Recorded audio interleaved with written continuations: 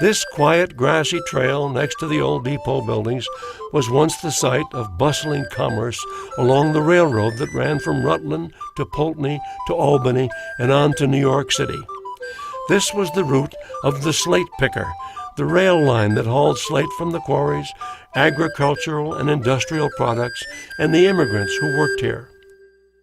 Soon after much of Poultney's toll road traffic had been taken away by the canal system to the west, two rival railroad syndicates made plans to connect Rutland County to Albany. Only one of the routes, the Rutland and Washington Railroad, planned to run through Poultney. Its proponents included Amos Bliss, the storekeeper and newspaper owner who'd given Horace Greeley his start, the industrialist Henry Stanley, and the banker Merritt Clark. Public opinion was against it, as it was regarded as visionary. There was even a rumor that to bolster support, the proponents collected signatures from convicts and from soldiers serving in the Mexican War. The tracks reached Poultney in 1851 at a cost of $1 million, and the arrival of train service cemented the ascendancy of West Poultney over East. People moved west, and so did the businesses, churches, post office, and schools. By 1857, the shift became official. The West Poultney Post Office was renamed the Poultney Post Office. In this same year, during the Panic of 1857, the stock prices of the Rutland and Washington Railroad plummeted, and a 21-year-old man named Jay Gould bought up the stock. He inflated its value and sold out in a year, beginning a pattern that would make him one of the richest and most infamous robber barons of the era. But the greed, growth, and speed of daily living were beginning to concern some people. As a writer in the Rutland Herald noted, "Now we are scarcely satisfied with 30 miles per hour in those flying machines called railroad locomotives. We begin already to talk of 100 miles per hour. Soon we'll outstrip time herself and get there before we leave." The speed increased and the growth continued. In 1868, the wooden depot was built to handle freight and passengers. Its thick jigsawed braces supported the broad boxed eaves, offering protection against the weather. In 1917, this entire wooden depot was moved back from the street to make room for the new brick depot, which served a line incorporated with the Delaware and Hudson Railroad. Sylvia and Newman Williams, long-time Poultney residents, said that in the early years of the century, it was the place to be. Everybody went down to the railroad tracks to watch the train come in, to see what was going on. That was the height of the day, was to see them coming into Poultney on the train. It was just a tradition, I guess, to watch the world arrive.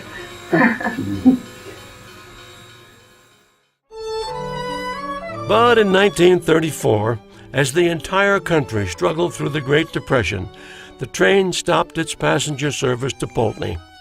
The nationwide halt and building crippled the local slate industry.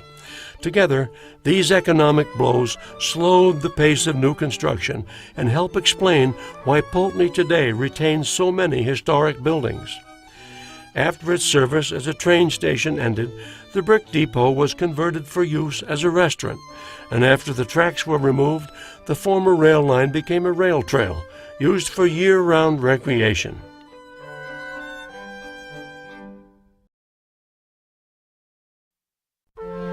Before the automobile economy, every town had to provide its own commercial center.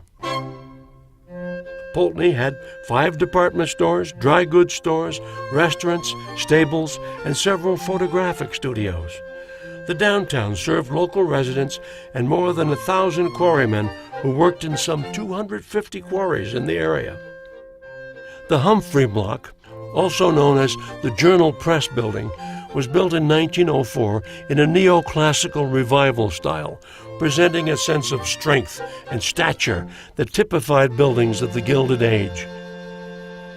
It features pressed metal ceilings, and the cement and concrete blocks were also pressed on site from scratch. This building is the longtime home of printing businesses, including the old newspaper, the Poultney Journal. The advertisements in the paper might tempt you to spend your wages on a range of goods: oysters, potatoes, sirloin and porterhouse steak, silk and brocades. Here you could find the variety and competitive prices unavailable from the company store run by the quarry.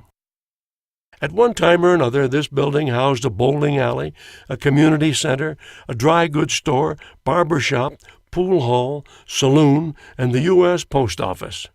Customers arrived on the electric-powered Poultney Castleton trolley, which had a turnaround stop just out front. Downtown owed its bustle to the industries and quarries, which in turn depended on local and immigrant workers.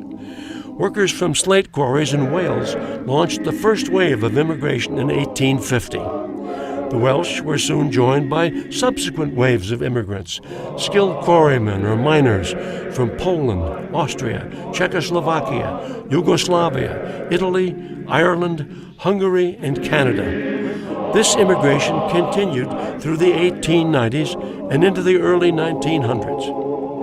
Sylvia Williams, co-founder of the hardware store with her husband Newman, remembered the Welsh influence in Poultney. Saturday night was live in Poultney then. All the stores were open, and all the farmers and everybody, they came to town on Saturday night. And you would walk down the street in those days. A good portion of the people were speaking Welsh.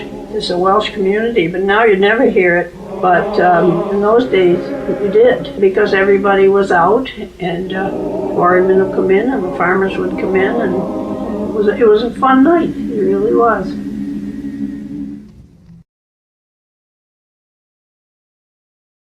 This house was built around 1830 and was soon acquired for the Methodist parsonage.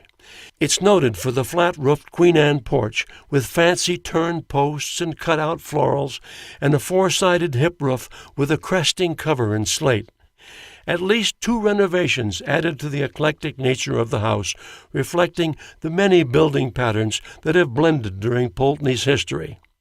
After its use as a parsonage, it served as a doctor's office and then a bed and breakfast.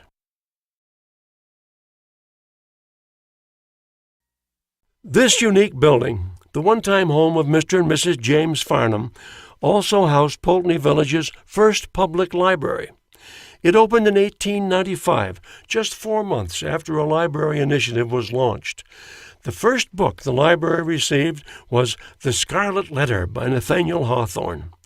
That first summer, it offered 700 books. The house is the only one in this historic district that blends brick construction with Queen Anne style. The main structure was built in the mid-1800s, with the Queen Anne elements added around 1885. Note especially its narrow width, the bay windows, and the wood fanlight with a sunburst over the front doorway. The Two Editors Inn, dating to the 1830s, was named to honor Poultney's connection to 2 pioneering newspaper publishers, Horace Greeley and George Jones. Horace Greeley, a newspaper editor, reformer, and politician, began his career in East Poultney, where he befriended and worked with George Jones. Jones was an East Poultney native who later worked with Greeley on the New York Tribune and then co-founded the New York Times. This Greek Revival home appears to be in its original condition. It's noted for its monumental columns anchoring an open slate porch. The Reverend Jesse Peck, principal of the Troy Conference Academy, was most likely the original owner and lived here in the 1840s and 1850s. Today, the Two Editors Inn is maintained by Green Mountain College for its visitors.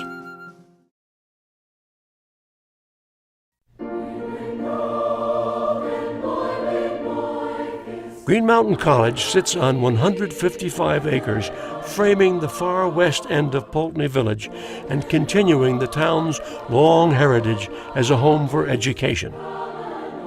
In the 1830s, as the Methodist movement grew, the Regional Troy Conference was formed to support more than 60 churches in upstate New York and Vermont. It was the Troy Conference in 1834 that formed the Troy Conference Academy, now known as Green Mountain College. The college might not have been located in Poultney, though, if it hadn't been for the foresight of the townspeople. The conference noted the beauty, healthfulness, temperance, good order, and freedom from influences baneful to a school of Poultney. But the gift of some $6,000 from the townspeople clinched the deal. In 1863, the school's name changed to Ripley Female College, in part due to a lack of male students who were fighting in what the locals at the time called the War of 1861. The college became a leader in the women's educational movement and was the first college in Vermont to graduate a woman. One of the first graduates was Anna Catherine Green, whose 1878 novel, The Leavenworth Case, A Lawyer's Story, was an early American bestseller. Some refer to Green as the mother of the detective novel. The school reverted to Troy Conference Academy in 1874 and changed again in 1931 when the academy launched Green Mountain Junior College, the first junior college in Vermont. And again, during World War II, Green Mountain reverted to a college for women. The school returned to its co-educational mission in 1974, changing its name to Green Mountain College and offering 4-year bachelor's degrees. In the 1990s, the college developed a curriculum focused on the environmental liberal arts and has become a leader in the sustainability education movement on college campuses. Through all these years, the fortunes of the college and the community have been intertwined. The students remember the town fondly. Sylvia Williams certainly did. There was one little store next door to the Journal-Press, and Mrs. Dimickle, that was Mrs. Dimickle, ran her restaurant, a little small restaurant there. And we had to go to chapel at the college 3 times a week, and we finished at 10. And if you hurried, you could skinny downtown and go to Mrs. Dimickle's, and you could get a piece of her chocolate cream pie for 10 cents.